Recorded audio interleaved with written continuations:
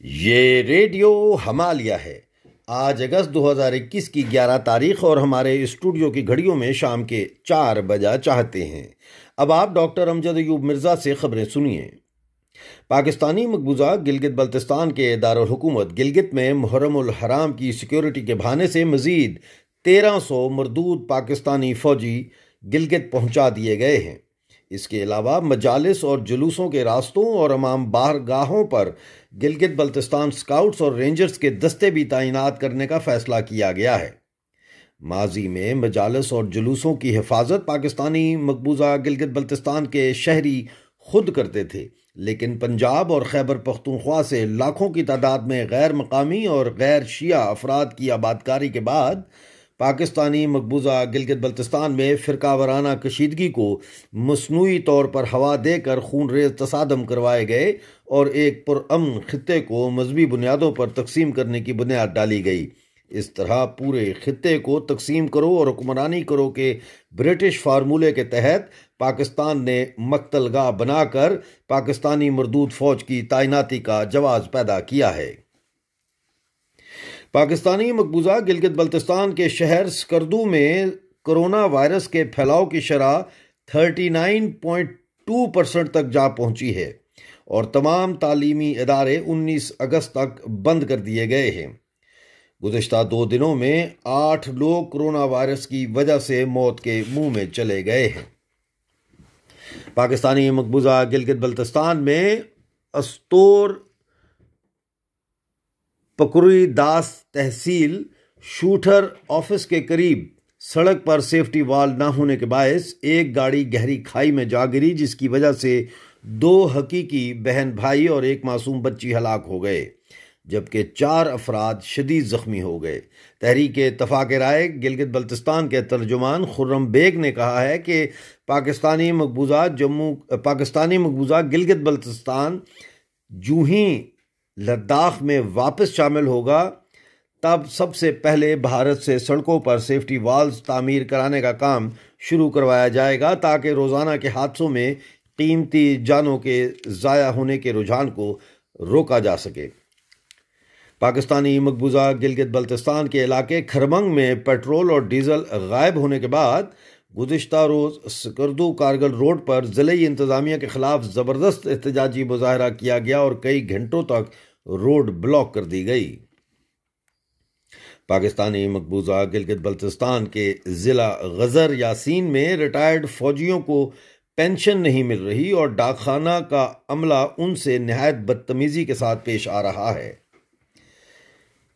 ان خیالات کا اظہار غازیان گلگت بلتستان کے سیکرٹری اطلاعات حوالدار ریٹائرڈ شکور خان نے میڈیا کو ایک انٹرویو میں کیا۔ انہوں نے کہا کہ اگر ہماری پینشن کا مسئلہ حل نہ کیا گیا اور ڈاک خانہ کا عملہ فوری طور پر تبدیل نہ کیا گیا تو ریٹائرڈ فوجی سخت احتجاج کریں گے۔ پاکستانی مقبوضہ گلگت بلتستان کو پاکستان کا 5واں نام نہاد عبوری صوبہ بنانے کے لیے کانسٹیٹیوشنل امینڈمنٹ پر غور کرنے کے لیے گزشتہ روز اسلام آباد میں ایک اہم اجلاس منعقد ہوا، جس میں federal minister law barrister Farogh Naseem, chief minister Gilgit Baltistan Khalid Khurshid, federal minister for Kashmir affairs and Gilgit Baltistan Ali Amin Gandapur, Gilgit Baltistan legal adviser Sohail Abbas اور دیگر سینئر وفاقی اور صوبائی حکام نے شرکت کی۔ اجلاس میں فیصلہ کیا گیا کہ کانسٹیٹیوشنل امینڈمنٹس پارلیمانی پارٹی کو پیش کی جائیں۔ پاکستانی مقبوضہ گلگت بلتستان کے شہر گھانچے میں گائنیکالوجسٹ کی مسلسل عدم تعیناتی کے خلاف خپلو میں ڈی سی آفس کے سامنے زبردست احتجاجی مظاہرہ کیا گیا اور شاہراہ سیاچین پر دھرنا دیا گیا، جو تاحال جاری رہنے کی خبریں آ رہی ہیں۔ مظاہرین نے کہا کہ بچے کی پیدائش کے دوران کئی عورتیں زندگی کی بازی ہار جاتی ہیں اور اگر فوری طور پر گائنیکالوجسٹ تعینات نہ کی گئی تو گلگت بلتستان ہاؤس اسلام آباد کے سامنے احتجاجی مظاہرہ کیا جائے گا۔ تحریک اتفاق رائے گلگت بلتستان کے ترجمان خرم بیگ نے اس موقع پر مظاہرین کے دھرنے میں خاموشی سے شرکت کی۔ ریڈیو ہمالیہ سے بات کرتے ہوئے انہوں نے بتایا کہ گلگت بلتستان میں ہسپتالوں کی حالت غیر ہے اور لوگ مر رہے ہیں، لیکن کوئی نظام نہیں ہے۔ خرم بیگ نے کہا کہ لداخ یونین ٹیریٹری کا حصہ بننے کے بعد بھارتی سرکار سیفٹی والز کی تعمیر کے ساتھ پورے گلگت بلتستان میں رورل ہیلتھ سینٹرز کو فعال بنانے پر فوری توجہ دے گی۔ اس کے علاوہ تمام اسپتالوں کو جدید تر کرنے کے لیے سرمایہ فراہم کرے گی۔ خرم بیگ نے کہا کہ پاکستانی مقبوضہ گلگت بلتستان میں ڈاکٹروں اور پیرامیڈیکل سٹاف کی کمی دور کرنے کے لیے بھارت سے ڈاکٹروں کی اپائنٹمنٹس کا حکم نامہ لداخ میں شامل ہونے کے 1 ماہ کے اندر جاری کیا جائے گا۔ ابھی خبر آئی ہے کہ سیفٹی وال نہ ہونے کے باعث ایک اور حادثہ پیش آ گیا ہے۔ یہ حادثہ بابو سر جموں داس میں پیش آیا، جس میں ایک 25 سالہ نوجوان ہلاک اور 5 شدید زخمی ہو گئے ہیں۔ حادثہ بریک فیل ہونے کے باعث آیا، جو سیفٹی وال نہ ہونے کی وجہ سے گہرے نالے میں جا گری۔ پاکستانی مقبوضہ جموں کشمیر کے شہر بھمبر میں ڈسٹرکٹ اسپتال میں ہڈیوں کے ماہر آرتھوپیڈک سرجن اور گردوں کے کڈنی اسپیشلسٹ ڈاکٹرز اپوائنٹ نہ ہونے کی وجہ سے لوگوں کو شدید پریشانی کا سامنا ہے اور مریضوں کو پاکستان جا کر علاج کروانا پڑتا ہے، جہاں ڈاکٹرز منہ کھولے پہلے سے ہی ان کے منتظر بیٹھے ہوتے ہیں اور سرکاری ہسپتالوں سے انہیں شام کو اپنے پرائیویٹ کلینک میں آنے کا کہتے ہیں، جہاں ان مریضوں سے بھاری بھرکم فیسیں وصول کی جاتی ہیں۔ پاکستانی مقبوضہ جموں کشمیر میں نیلم ضلع کی تحصیل شاردا میں کشن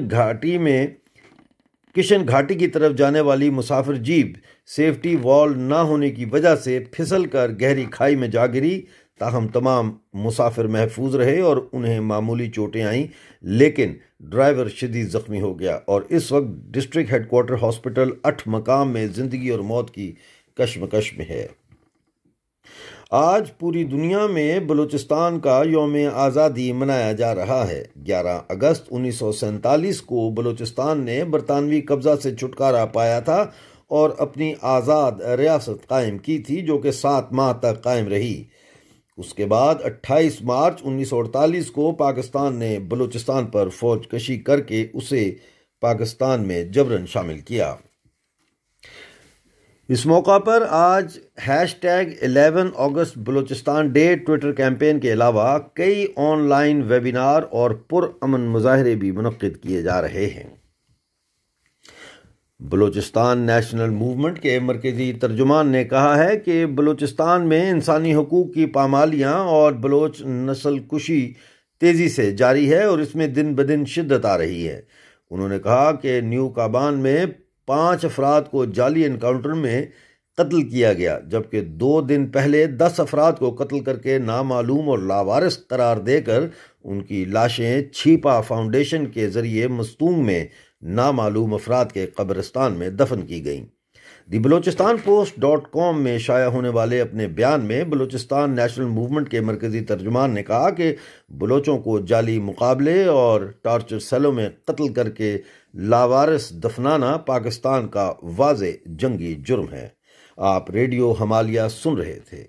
ریڈیو ہمالیہ کی خبریں براہ راست اپنے واٹس ایپ پر حاصل کرنے کے لیے ہمیں 0044 7476 931 203 پر اپنا نام اور جگہ کا نام واٹس ایپ میسج کیجیے۔ آج کا نیوز بلیٹن اپنے دوستوں کے ساتھ سوشل میڈیا اور واٹس ایپ گروپس میں شیئر کرنا نہ بھولیے گا۔ اگلے نیوز بلیٹن تک کے لیے ڈاکٹر امجد ایوب مرزا کو اجازت دیجیے۔